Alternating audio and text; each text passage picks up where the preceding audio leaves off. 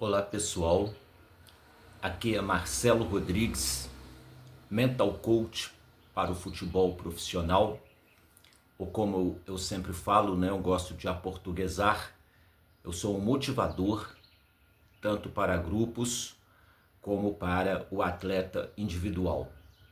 Antes de mais nada, eu vou pedir para vocês se inscreverem aqui no canal, me deem aí este voto de confiança.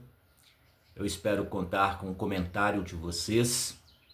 Eu quero também aqui agradecer à empresa Laboratório Antonucci, que é a apoiadora deste canal, patrocinadora deste canal, e quero dar um aviso aqui. O seminário que eu iria ministrar ao vivo, Mentalidade de Craque, agora na próxima segunda-feira, no dia 10, foi adiado devido a um compromisso no profissional, ok? Então, as pessoas que se inscreveram, vocês serão notificados por e-mail ou por WhatsApp da nova data. Eu conto com a compreensão de todos. E muito obrigado pelo expressivo número de pessoas que se inscreveram neste seminário. Vamos lá. Eu confesso que é com um amargo na boca que eu gravo este vídeo, tá? E aqui eu vou elencar 3 aspectos. Um que diz respeito ao meu trabalho, propriamente dito, de mental coach, com relação ao foco.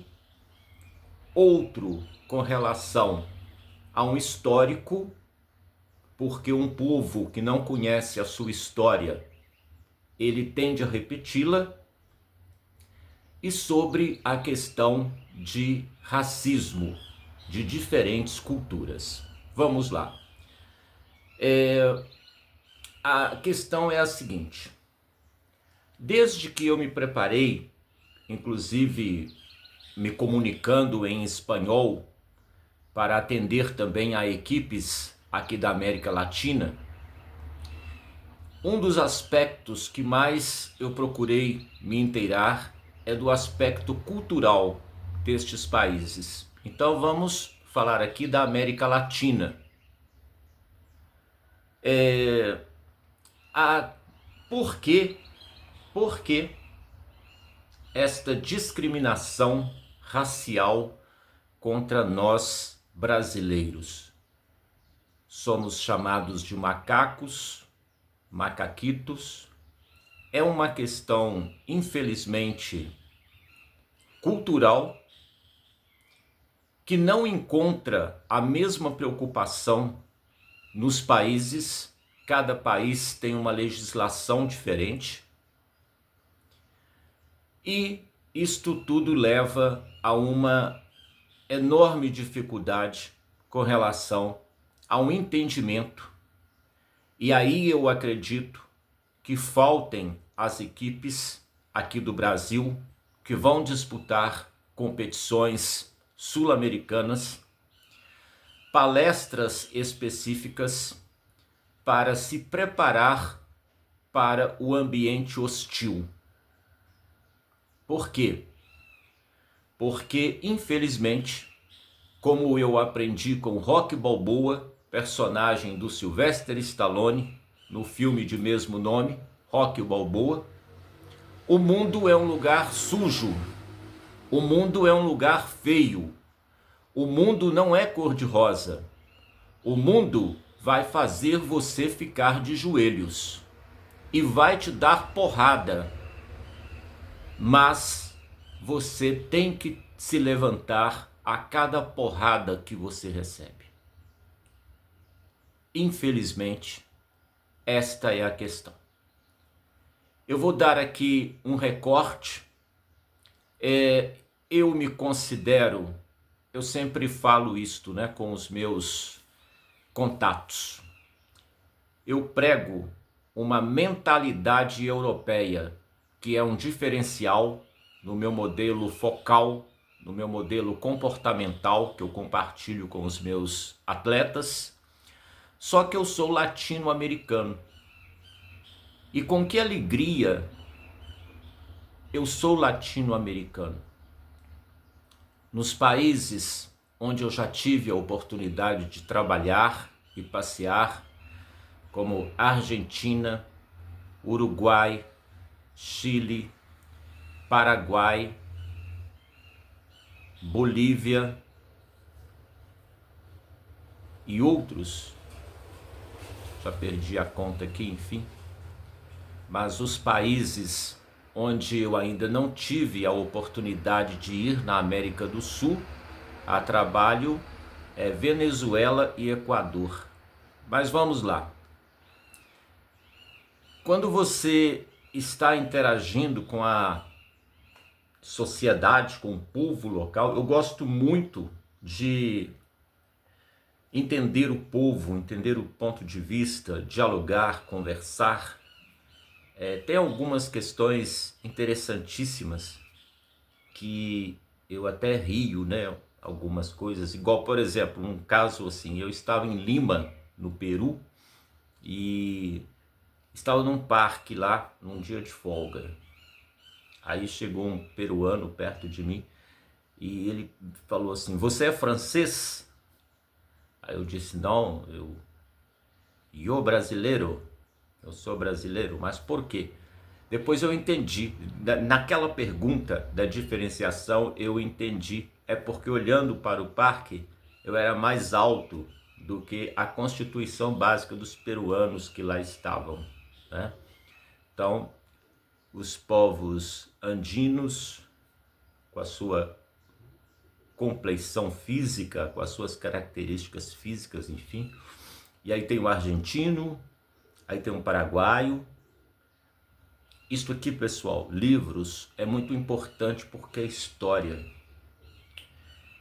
Paraguai tem com o Brasil um sentimento muito arraigado de rivalidade que vem desde a Guerra do Paraguai, onde o Brasil foi um dos primeiros países do mundo numa guerra a usar armas químicas.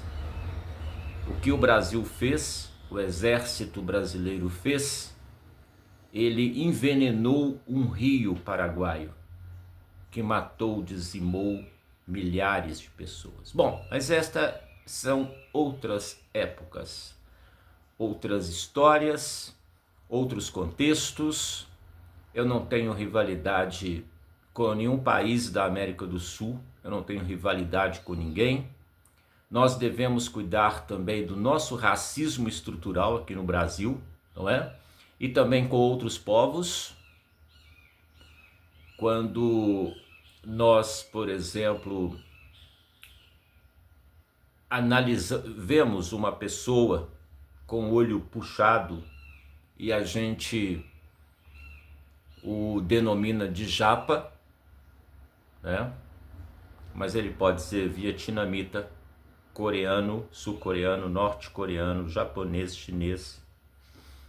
O Romero, jogador do Corinthians, já relatou que foi discriminado como paraguaio, é porque ele é paraguaio mesmo, não é? Então a gente tem que tomar cuidado com o nosso racismo estrutural também aqui no Brasil. E este título Então eu vou, antes aqui de falar, eu vou voltar a falar de coisas terríveis, porque quem está na arquibancada conhece os termos infelizes que são usados. Eu vou contar aqui alguns casos repugnantes num campeonato entre escolas em Belo Horizonte, numa disputa, meninos de um colégio de elite brigando, discutindo com uma escola de periferia e dizendo o seguinte: as suas mães lavam as nossas privadas. Isto se escuta, isto eu ouvi. Eu soube também de um caso em Brumadinho, região metropolitana de Belo Horizonte, vitimada pelo estouro da barragem da Vale, que falar nisto está impune, ninguém foi preso ainda, com quase 300 assassinatos, mas enfim, num campeonato, num jogo em Brumadinho, um adversário vira para um jogador de Brumadinho, além de xingá-lo, diz: vocês todos deveriam ter morridos no estouro da barragem. Então, o que acontece, pessoal? Rocky Balboa nos dá razão. Nós vivemos no mundo sujo. Nós vivemos no mundo vil. O mundo vil com L, tá? Não estou falando para vocês verem, não. Vil com L. O mundo vil, o mundo sujo.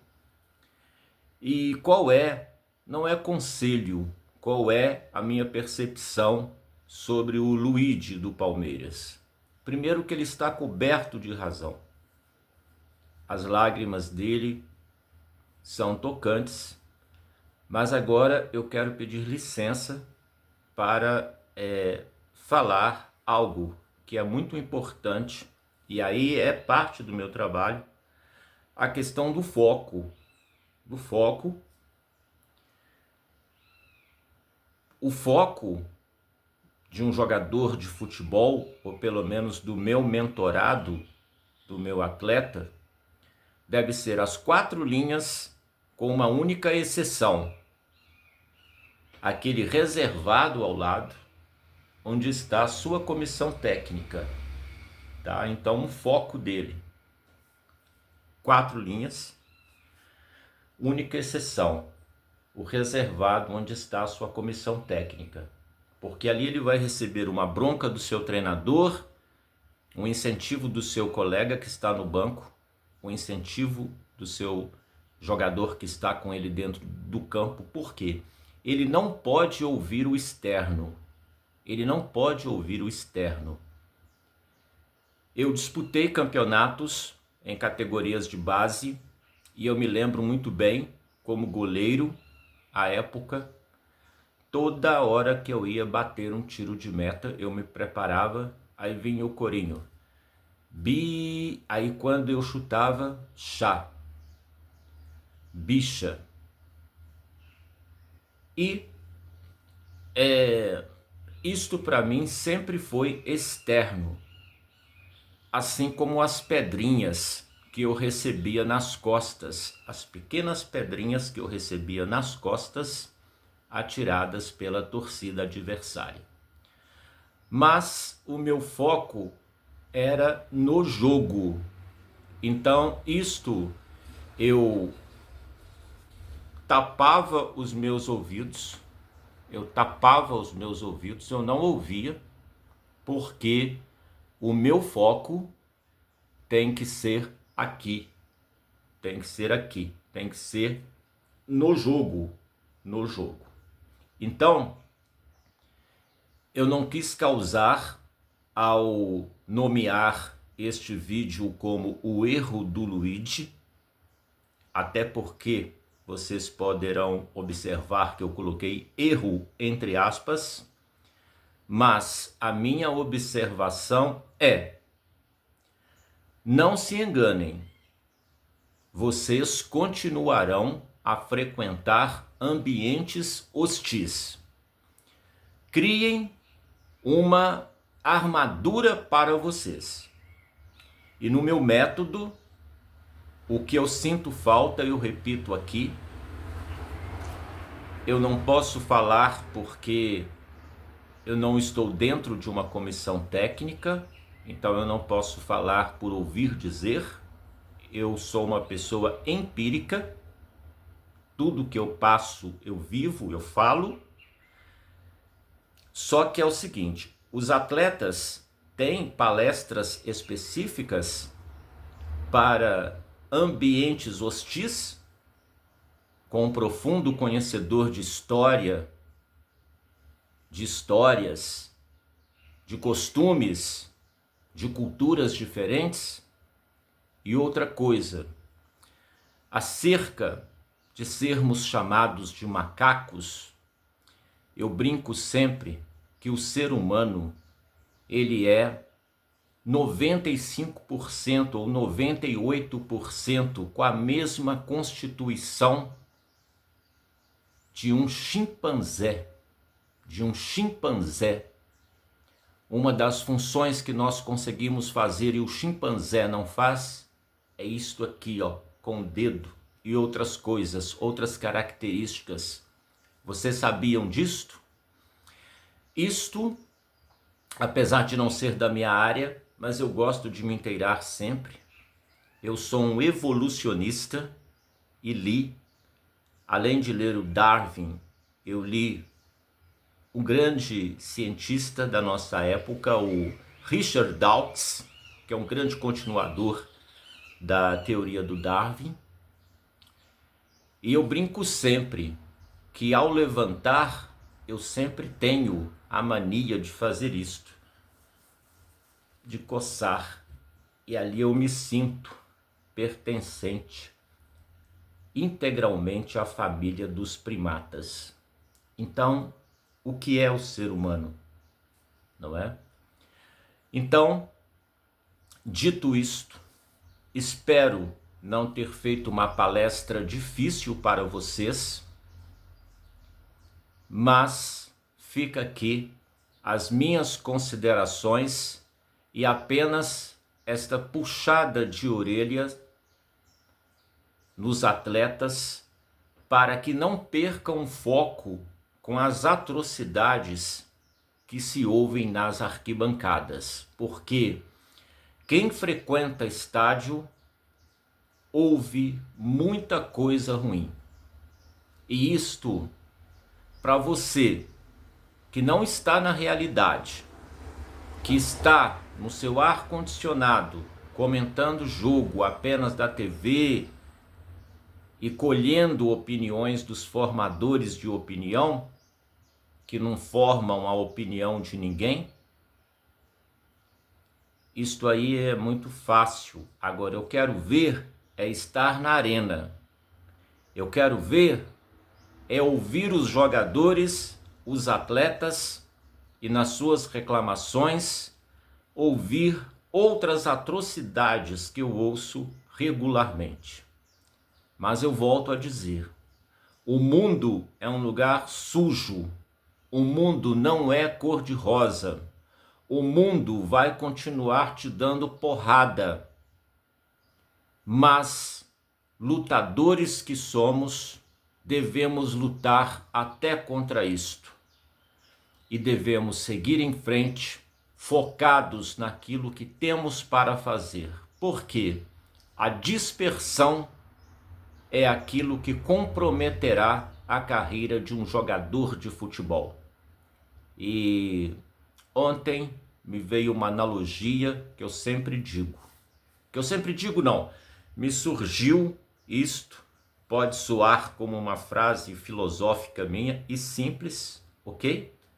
Que é o seguinte: o jogador de futebol é igual uma mesa com seus quatro pés. Um pé é o físico, o outro pé é o tático, o outro pé é o técnico. Agora, se o outro pé, que é o mental, estiver quebrado, esta mesa sempre vai balançar. Pensem nisto, ok? Um abraço, deixem aqui os seus comentários se vocês gostaram, deem um like, se vocês não gostaram, deem aí um dislike, explique por quê, se quiserem explicar, não é? Agradeço a paciência e a atenção de todos e até um próximo vídeo.